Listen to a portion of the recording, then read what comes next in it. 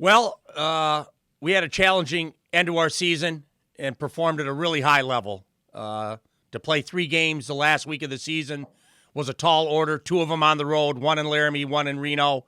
And we found a way to win and sandwich in between that a double overtime victory over Fresno on our senior night. So extremely happy with how we finished the season. Finished a game out of first. Had opportunities to win the league again, and we didn't do it. But our best basketball is ahead of us, and that will start Thursday in the Mountain West Tournament, trying to hang a banner, win 3 games in 3 days, and try to do something special in Vegas this week. Thank you, Coach. We'll open up for questions now. We'll start with John. Coach, going back to that final defensive series against Nevada, when you took the timeout, what did you tell the team there? You've come up with stops time and time again. You did so against Fresno State as well. What was the thinking out of that timeout, and obviously the big plays that Nathan and Keyshawn made? Yeah, just try to put the turnovers behind us, John, at the end of the game, focus on what we could control, and that was the last possession. I just reminded them that against Fresno, we missed free throws. We had a chance to win. We didn't do it, but our defense won us a game. Same scenario. Despite all the mistakes we made, our defense can win us a game. And then we blocked back-to-back shots in order to do that. So real happy with the way we could stay focused and still get out of there with a victory. What is there to tinker with or change with if you do see Fresno State on Thursday, and you may or may not, but if you do see Fresno State, and you've seen them so often, I think twice probably in the last 3 or 4 weeks, obviously there's the familiarity with the players and the coaching staffs. Is there anything that you can take away from last week and alter that you think could be to your advantage if you do play them Thursday night? Yeah, that will be a great challenge. Obviously, our last game with them went right down to the end, 2 overtimes, and they changed up how they moved off Orlando Robinson to try to keep us from doubling him. So we'll have to work for 2 days if that's what we play on doubling Orlando. Obviously, if we play San Jose, it'll be a challenge to try to keep them from attacking to the rim on us like they've done a couple of times, getting to the rim, stopping their penetration. So we'll spend time on both teams, and whoever we face, we'll be ready. Do you hope to have the availability of your entire roster in terms of AG, who took that elbow, I want to say Thursday, and then Tahiro, who got banged up on Saturday? Yeah, my thought is we'll have all hands on deck for the conference tournament. So we'll see how they look in practice. We gave them 2 days off. Obviously, we traveled back on Sunday, did nothing, gave them a day off yesterday, and this will be our first time on the floor since Reno. So I'll kind of gauge how everyone's feeling after practice today. Great. Thanks, Dutch. Thanks, John. We'll go to Mark.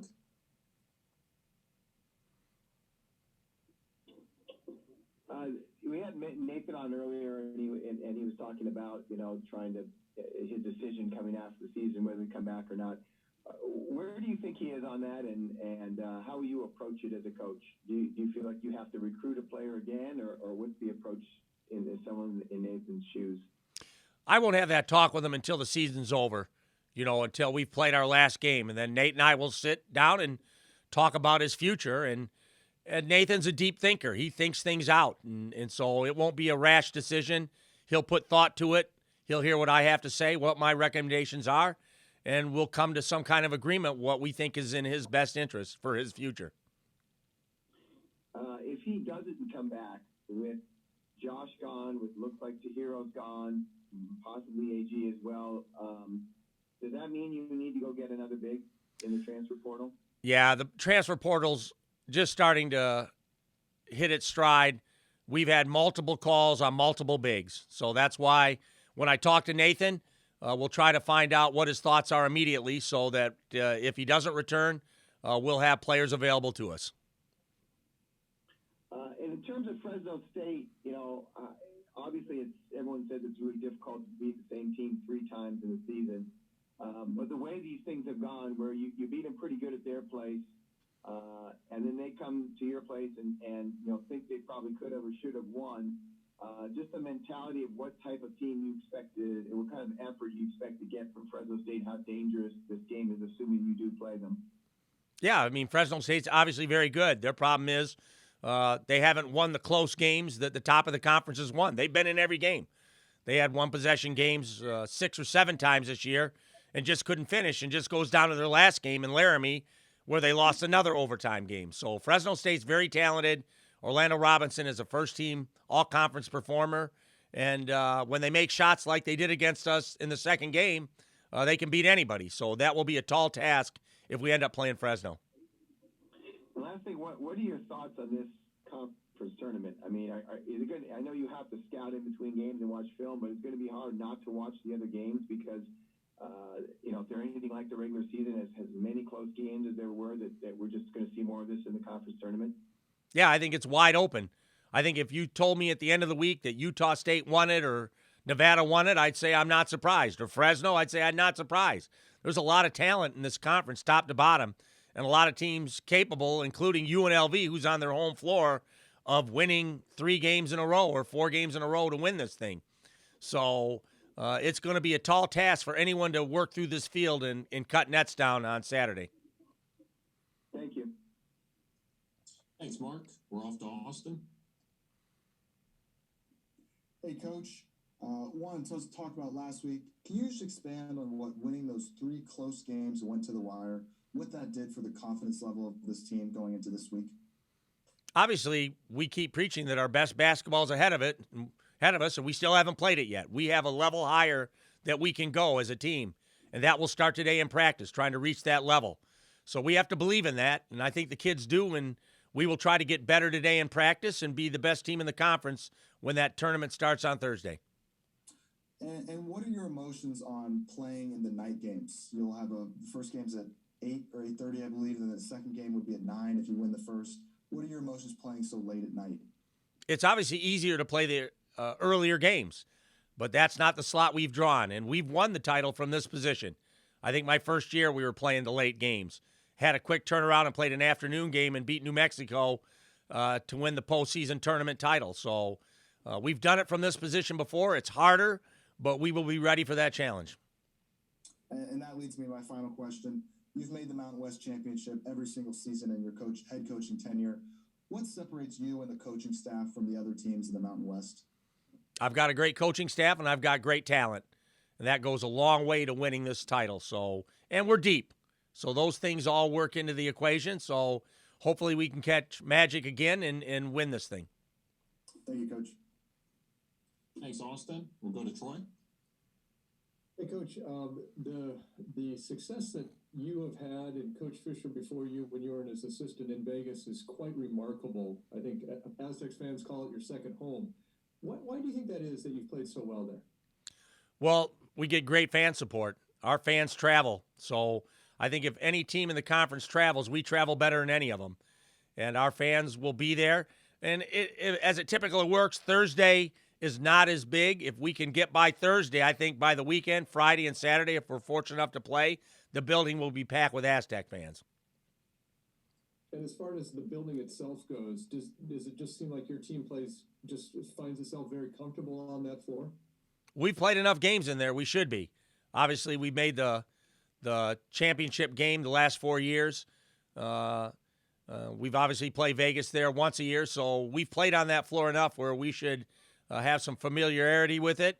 And obviously the new guys that haven't been in this situation before, Tahiro, Matt, Chad, some of our new guys, it'll be new to them. But the veterans have played on this floor and are comfortable on it. And when you brought up Fresno State a moment ago, I think the first time you said you played them, it was a fist fight. The second time, I think you called it a rock fight. If you happen to play Fresno again, what kind of fight would that be? I don't know. I'm going to have to think about that. So I'm hoping that they go 4 overtimes with San Jose.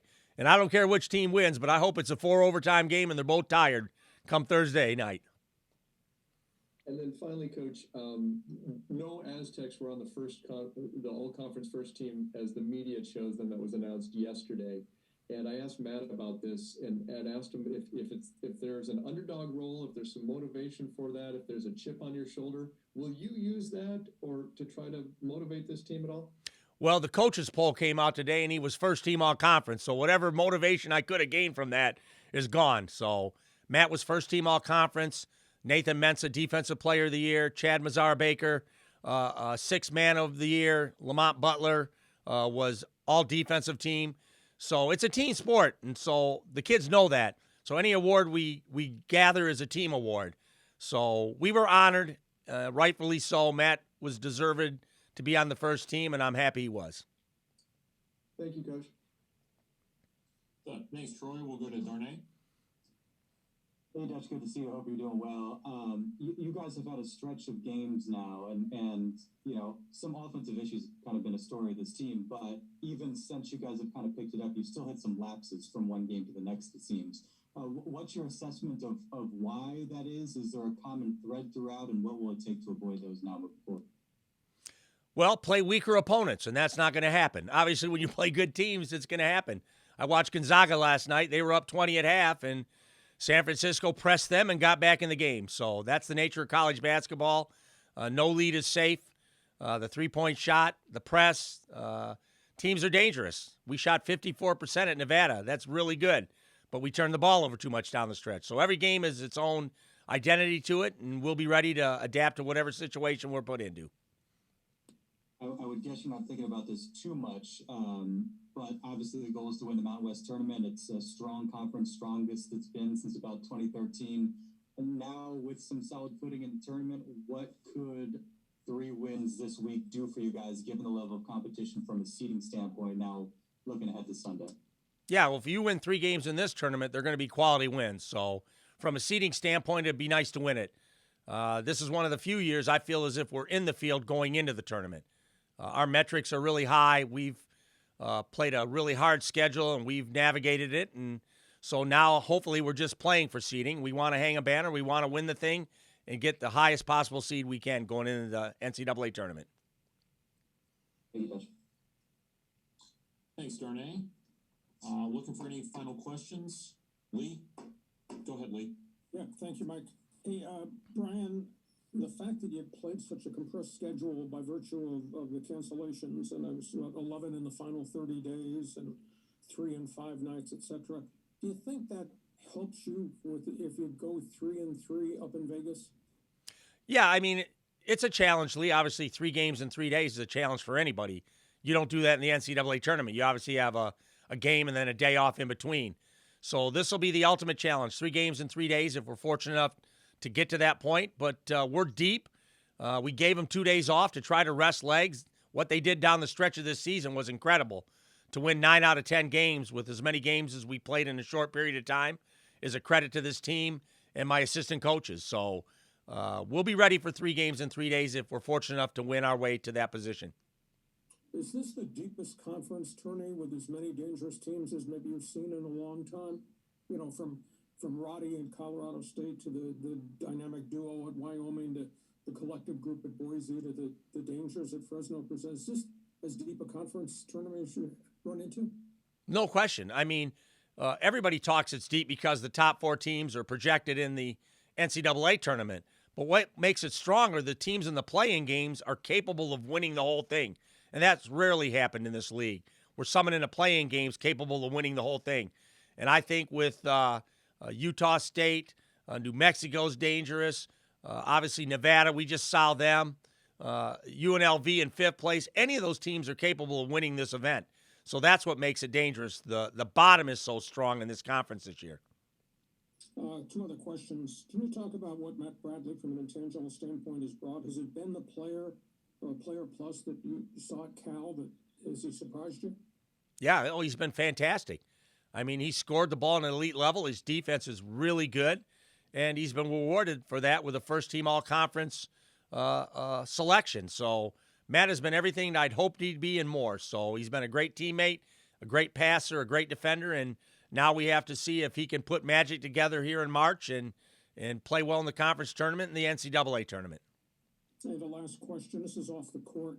What this program's gone through with the COVID and what Nathan personally has gone through with the respiratory problem.